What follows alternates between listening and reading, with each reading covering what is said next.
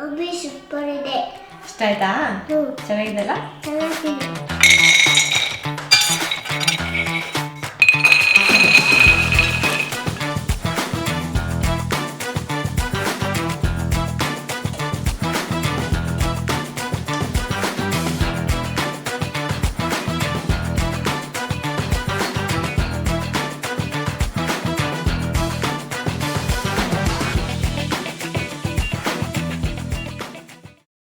Hi friends, cakes and bakes ಪಾಕಶಾಲೆ ಚಾನಲ್ಗೆ ತಮ್ಮೆಲ್ಲರಿಗೂ ಮತ್ತೊಮ್ಮೆ ಸ್ವಾಗತ. ಫ್ರೆಂಡ್ಸ್, ನಾನಿವತ್ತು ಈಸಿಯಾಗಿ ಹೋಮ್ ಮೇಡ್ ಚಾಕ್ಲೇಟ್ಸ್ನ ಹೇಗೆ ಮಾಡೋದು ಅಂತ ತೋರಿಸ್ಕೊಡ್ತೀನಿ. ಸೊ ಮಕ್ಕಳ ಲಂಚ್ ಬಾಕ್ಸ್ನಲ್ಲಿ ಸ್ವಲ್ಪ ಫ್ರೂಟ್ಸು, ಸ್ಯಾಲೆಡ್ ಅಂತೂ ಇದ್ದೇ ಇರುತ್ತೆ. ಅದ್ರ ಜೊತೆಗೆ ಒಂದು ಚಿಕ್ಕ ಜಂಕ್ ಏನಾದರೂ ಇಟ್ಟರೆ ಅವ್ರಿಗೂ ಖುಷಿ ಆಗುತ್ತೆ.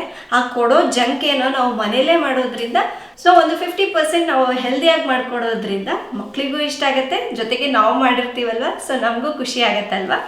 ಆ್ಯಂಡ್ ನೋಡಿ, ಇದು ಎಷ್ಟೊಂದು ಬ್ಯೂಟಿಫುಲ್ ಆಗಿದೆ ಅಲ್ವಾ ನೋಡಲಿಕ್ಕೆ. ಹಿಪ್ಪೋ ಅಂತೆ, ಲಯನ್ ಅಂತೆ, ಮತ್ತು ಬಿಯರ್ ಅಂತೆ. ಸೊ ಈ ಥರ ಸಾಕಷ್ಟು ಬಗೆಯ ಶೇಪ್ಗಳಲ್ಲಿ ನಾವು ಮಕ್ಳಿಗೆ ಚಾಕ್ಲೇಟ್ಸ್ ಮಾಡಿಕೊಡೋದ್ರಿಂದ ಸೊ ಅವ್ರಿಗೆ ತುಂಬಾ ಇಷ್ಟ ಆಗುತ್ತೆ. ಇದು ಪಂಡ ಅಂತೆ ನೋಡಿ. ಸೊ ಬನ್ನಿ, ತಡ ಮಾಡದೆ ಈ ಚಾಕ್ಲೇಟ್ಸ್ನ ಹೇಗೆ ಮಾಡೋದು ಅಂತ ನೋಡೋಣ. ಫಸ್ಟ್ ಡ್ರೈ ಇಂಗ್ರೀಡಿಯೆಂಟ್ಸ್ನೆಲ್ಲ ಹುರ್ಕೊಂಡ್ಬಿಡೋಣ. ನಾನಿಲ್ಲಿ ಒಂದು 100 ಗ್ರಾಮ್ನಷ್ಟು ಬಾದಾಮಿ ತೊಗೊಂಡಿದ್ದೀನಿ. ನೀವು ಒಂದು ವೇಳೆ ಕಪ್ನ ಅಳತೆಯಲ್ಲಿ ತೊಗೊಳ್ಳೋದಾಯಿತು ಅಂದರೆ ಒಂದು ಅರ್ಧ ಕಪ್ನಷ್ಟು. ಹಾಗೆ ಒಂದು 50 ಗ್ರಾಮ್ನಷ್ಟು ಶೇಂಗಾ ಬೀಜ ಅಥವಾ ಒಂದು 1/4 ಕಪ್ನಷ್ಟು ತೊಗೊಂಡಿದ್ದೀನಿ. ಒಂದು 50 ಗ್ರಾಮ್ನಷ್ಟು ಗೋಡಂಬಿನ ಕೂಡ ಹಾಕ್ಕೊಳ್ತಾ ಇದ್ದೀನಿ. ಇದಿಷ್ಟನ್ನು ಒಂದು 10 ರಿಂದ 15 ನಿಮಿಷ ಆದಷ್ಟು ಲೋ ಫ್ಲೇಮ್ನಲ್ಲೇ ಹುರ್ಕೋಬೇಕು. ನೀವು ಶೇಂಗಾ ಬೀಜ, ಗೋಡಂಬಿ, ಬಾದಾಮಿನ ಕ್ವಾಂಟಿಟಿ ಹೆಚ್ಚು ಕಮ್ಮಿ ಕೂಡ ಮಾಡ್ಕೋಬಹುದು. ಈ ಥರ ಮಧ್ಯ ಮಧ್ಯ ಕೈ ಆಡಿಸ್ತಾ ಇರಬೇಕು. ನೋಡಿ, ಇದಾಗಿದೆ. ಒಂದು 10 ನಿಮಿಷ ಚೆನ್ನಾಗಿ ಹುರಿದಿದ್ದೀನಿ. ಇಷ್ಟಾದರೆ ಸಾಕು. ತೀರಾ ಆಯಿತು ಅಂದರೆ ಎಲ್ಲ ಮೇಲ್ಗಡೆ ಕಪ್ಪಗೆ ಆಗೋಗ್ಬಿಡತ್ತೆ. ಸೊ ಈಗ ಸ್ಟವ್ನ ಆಫ್ ಮಾಡಿಬಿಡೋಣ. ಇದನ್ನು ಒಂದು ಬೌಲಿಗೆ ಹಾಕ್ಕೊಳ್ಳೋಣ. ಇದು ಕಂಪ್ಲೀಟಾಗಿ ತಣ್ಣಗಾಗಬೇಕು. ಸೈಡಿಗೆ ಎತ್ತಿಡೋಣ. ಹಾಗೆ ಇನ್ನೊಂದು ಫ್ರೆಂಡ್ಸ್, ಶೇಂಗಾ ಬೀಜ ಹಾಕಿದ್ದೀವಲ್ವ, ಬೇಕು ಅಂದರೆ ಸಿಪ್ಪೆನ ತೆಗಿಬೋದು ಅಥವಾ ಹಾಗೆ ಕೂಡ ಹಾಕೋಬಹುದು. ಫ್ರೆಂಡ್ಸ್ ನೋಡಿ, ಇದು ಕಂಪ್ಲೀಟಾಗಿ ತಣ್ಣಗಾಗಿದೆ. ಹಾಗೆ ಶೇಂಗಾ ಬೀಜ ಸಿಪ್ಪೆನ ಕೂಡ ನಾನು ತೆಗೆದಿದ್ದೀನಿ. ಈಗ ಇದನ್ನು ಒಂದು ಜಾರ್ಗೆ ಹಾಕ್ಕೊಳ್ಳೋಣ. ಈಗ ಇದಕ್ಕೆ 1 ಟೇಬಲ್ ಸ್ಪೂನಷ್ಟು ಕೋಕೋ ಪೌಡರ್ನ ಹಾಕ್ಕೊಳ್ಳೋಣ. ಆಮೇಲೆ 1 ಟೀ ಸ್ಪೂನಷ್ಟು ವೆನಿಲಾ ಎಸೆನ್ಸ್. ಇದನ್ನು ಸ್ವಲ್ಪ ತರ್ತರಿಯಾಗಿ ರುಬ್ಕೊಳ್ಳೋಣ.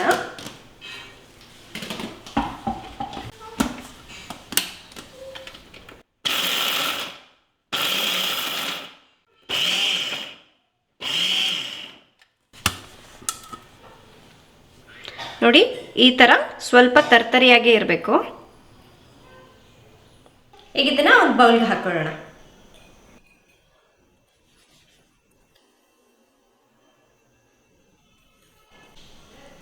ಆಮೇಲೆ ನಾನಿಲ್ಲಿ 150 ಗ್ರಾಮ್ನಷ್ಟು ಡೇಟ್ಸ್ನ ತೊಗೊಂಡಿದ್ದೀನಿ.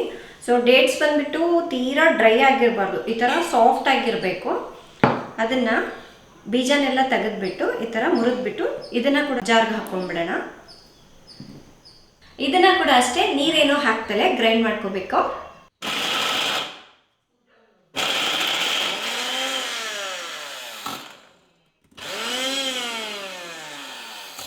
ಈ ಥರ ರುಬ್ಬಿರೋ ಡೇಟ್ಸ್ನ ಇದಕ್ಕೆ ಹಾಕ್ಕೊಂಡ್ಬಿಡೋಣ.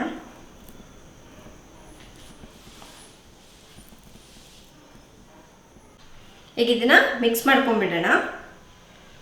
ಇನ್ನು ಸ್ವೀಟ್ಗಾಗಿ ಸಕ್ಕರೆ ಏನು ಬಳಸಿಲ್ಲ, ಡೇಟ್ಸೇ ಯೂಸ್ ಮಾಡಿದ್ದೀನಿ. ಒಂದು ವೇಳೆ ನಿಮ್ಮ ಹತ್ರ ಡೇಟ್ಸ್ ಇಲ್ಲ ಅಂದ್ಕೊಂಡ್ರೆ ನೀವು ಬ್ರೌನ್ ಶುಗರ್ ಕೂಡ ಯೂಸ್ ಮಾಡ್ಕೋಬೋದು. ಇನ್ನು ಕೆಲವರು ಕೇಳ್ತಿರ್ತಾರೆ, ಈ ಥರ ಚಾಕ್ಲೇಟ್ ಮಾಡಬೇಕು ಅಂದರೆ ಬೆಲ್ಲನ ಯೂಸ್ ಮಾಡ್ಬೋದಾ ಅಂತ. ಬೆಲ್ಲ ಕೂಡ ಯೂಸ್ ಮಾಡ್ಕೋಬೋದು. ಫ್ರೆಂಡ್ಸ್, ಈ ರುಬ್ಬಿರೋದನ್ನು ಒಂದು ಅರ್ಧದಷ್ಟು ಈಗ ಬಳಸ್ತೀನಿ, ಇನ್ನು ಉಳಿದಿರೋದನ್ನ ಎತ್ತಿಡ್ತೀನಿ. ನೋಡಿ, ಈಗ ಇದು ಮಿಕ್ಸ್ ಮಾಡ್ಕೊಂಡಾಗಿದೆ. ಇವಾಗ ಚಾಕ್ಲೇಟ್ನ ಮೆಲ್ಟ್ ಮಾಡ್ಕೊಳ್ಳೋಣ. ನಾನು ಇದಕ್ಕೆ 150 ಗ್ರಾಮ್ನಷ್ಟು ಚಾಕ್ಲೇಟ್ನ ತಗೊಂಡಿದ್ದೀನಿ. ಇದು ಸ್ವಲ್ಪ ಸ್ವೀಟ್ ಕಮ್ಮಿ ಇದೆ. ಕಮ್ಮಿ ಇರೋದು ತೊಗೊಂಡ್ರೆ ಚೆನ್ನಾಗಿರುತ್ತೆ, ಯಾಕೆಂದರೆ ನಾವು ಆಲ್ರೆಡಿ ಡೇಟ್ಸ್ ಆ್ಯಡ್ ಮಾಡಿದ್ದೀವಲ್ವ, ಜಾಸ್ತಿ ಸಿಹಿ ಆದರೂ ತಿನ್ನೋಕ್ಕಾಗೋದಿಲ್ಲ. ಸೊ ಈಗ ಇದನ್ನು ಚಾಪ್ ಮಾಡ್ಕೊಳ್ಳೋಣ. ನೀವು ಇದಕ್ಕೆ ಮಿಲ್ಕ್ ಚಾಕ್ಲೇಟ್, ಡಾರ್ಕ್ ಚಾಕ್ಲೇಟ್ ಅಥವಾ ವೈಟ್ ಚಾಕ್ಲೇಟ್ ಯಾವುದಾದ್ರೂ ಯೂಸ್ ಮಾಡ್ಕೋಬೋದು. ಈಗ ಇದನ್ನೆಲ್ಲ ಒಂದು ಬೌಲ್ಗೆ ಹಾಕೊಳ್ಳೋಣ.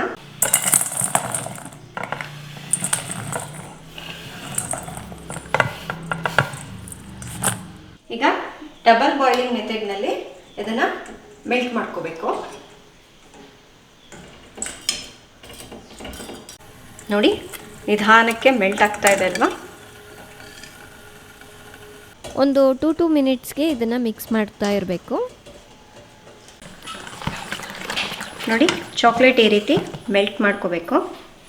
ಈ ಮೆಲ್ಟ್ ಮಾಡಿರೋ ಚಾಕ್ಲೇಟ್ಗೆ ನಾವು ನಟ್ಸ್ ಎಲ್ಲ ಪೌಡರ್ ಮಾಡಿದ್ವಲ್ವ, ಅದು ಒಂದು ಅರ್ಧದಷ್ಟು ಹಾಕ್ಕೋಬೇಕು. ಫ್ರೆಂಡ್ಸ್, ನೀವು ಈ ಬಾದಾಮಿ ಗೋಡಂಬಿ ಅಲ್ಲದೆ ಬರೀ ಶೇಂಗಾ ಬೀಜನ ಕೂಡ ಪುಡಿ ಮಾಡಿಬಿಟ್ಟು ಹಾಕಿ ಮಾಡ್ಬೋದು. ಈಗ ಇದನ್ನು ಮಿಕ್ಸ್ ಮಾಡ್ಕೊಳ್ಳೋಣ.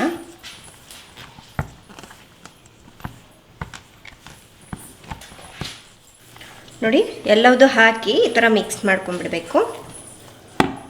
ಸೊ ನಮಗೆ ಈ ಕನ್ಸಿಸ್ಟೆನ್ಸಿ ಇರಬೇಕು, ಅಂದರೆ ಈ ಥರ ಬೀಳೋ ರೀತಿಯಾಗಿ. ತುಂಬ ಗಟ್ಟಿ ಇದ್ರೂ ಚಾಕ್ಲೇಟ್ ಚೆನ್ನಾಗಿ ಬರೋದಿಲ್ಲ.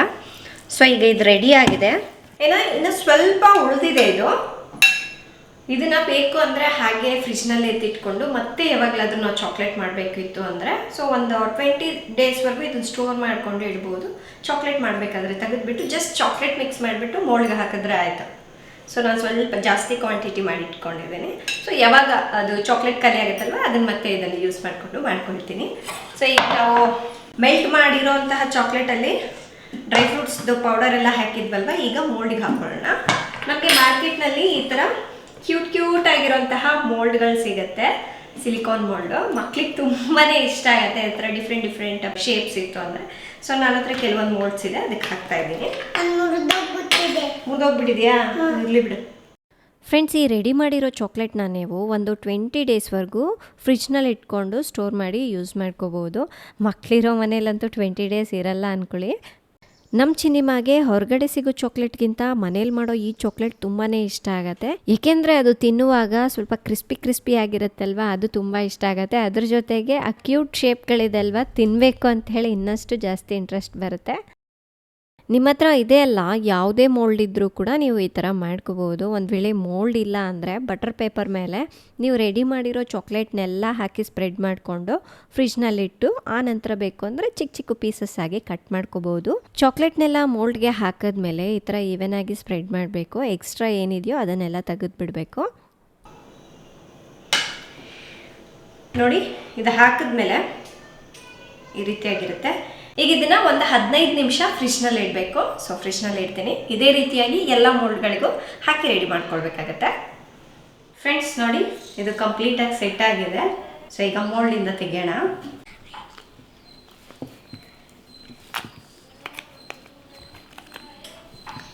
ನೋಡಿ ಎಷ್ಟು ಕ್ಯೂಟ್ ಆಗಿದೆಲ್ಲ. ಇನ್ನು ಚಿನಿಮಾಗೆ ಯೂನಿಕಾರ್ನ್ ಶೇಪ್ ಇಷ್ಟ ಆಗತ್ತೆ ಅಂಥೇಳಿ ಅದರಲ್ಲಿ ಕೂಡ ಹಾಕಿಟ್ಟಿದೆ. ನಿಮಗೆ ಮೋಲ್ಡ್ಗಳ ಲಿಂಕ್ ಬೇಕು ಅಂದರೆ ನಾನು ಡಿಸ್ಕ್ರಿಪ್ಷನಲ್ಲಿ ಕೊಟ್ಟಿರ್ತೀನಿ, ಚೆಕ್ ಮಾಡಿ. ನಾನು ಸುಮಾರು ಥರದ ಚಾಕ್ಲೇಟ್ಸ್ಗಳನ್ನು ಮನೇಲಿ ಮಾಡ್ತಾ ಇರ್ತೀನಿ. ಅದರಲ್ಲಿ ನನಗಿದು ತುಂಬ ಇಷ್ಟ ಆಗುತ್ತೆ. ನೋಡಿ ಇಷ್ಟೊಂದು ಚಾಕ್ಲೇಟ್ಸ್ ರೆಡಿಯಾಗಿದೆ. ನೋಡ್ಲಿಕ್ಕಂತೂ ಎಷ್ಟು ಬ್ಯೂಟಿಫುಲ್ ಆಗಿದೆ ಅಲ್ಲ. ಫ್ರೆಂಡ್ಸ್, ಚಾಕ್ಲೇಟ್ಸ್ ನೋಡಿ ಎಷ್ಟು ಸೂಪರಾಗಿ ಬಂದಿದೆ ಅಲ್ವಾ. ಸೊ ನೀವೇನಾದರೂ ಮಕ್ಳಿಗೆ ಬರ್ತ್ಡೇಗೆ ನೀವು ಮನೇಲೇ ಮಾಡಿಕೊಡ್ಬೇಕು ಅಂತ ಇಷ್ಟ ಇತ್ತು ಅಂದರೆ ಸೊ ಈ ಥರ ನೀವು ಚಿಕ್ಕ ಚಾಕ್ಲೇಟ್ಸ್ನ ಮಾಡಿಬಿಟ್ಟು ಪ್ಯಾಕ್ ಮಾಡಿ ಮಕ್ಕಳಿಗೆ ಕೊಟ್ಟು ಕಳಿಸ್ಬೋದು. ಸೊ ಈಗ ಟೇಸ್ಟ್ ಮಾಡೋಣ Chinnimma. Okay. So Chinnimma favourite unicorn. So ಅದೇ ಟೇಸ್ಟ್ ಮಾಡ್ತಾಳೆ ನೋಡೋಣ. ಬೇಕಾದೆ ತಗೋ. ಸೂಪರ್ ಇದೆ. ಇಷ್ಟ ಆಯ್ತಾ? ಚೆನ್ನಾಗಿದೆಲ್ಲ. ಚೆನ್ನಾಗಿದೆ. ಇದಕ್ಕೆ ಚೆನ್ನಾಗಿ ನಟ್ಸ್ ಎಲ್ಲ ಹಾಕಿದ್ದೀವಲ್ಲ, ತಿನ್ನುವಾಗ ಅದು ಚಾಕ್ಲೇಟ್ ಜೊತೆ ಮಿಕ್ಸ್ ಆಗಿದೆ ನೋಡಿ. ಸಕ್ಕತ್ತಾಗಿದೆ. ಇಷ್ಟ ಆಯ್ತಾ?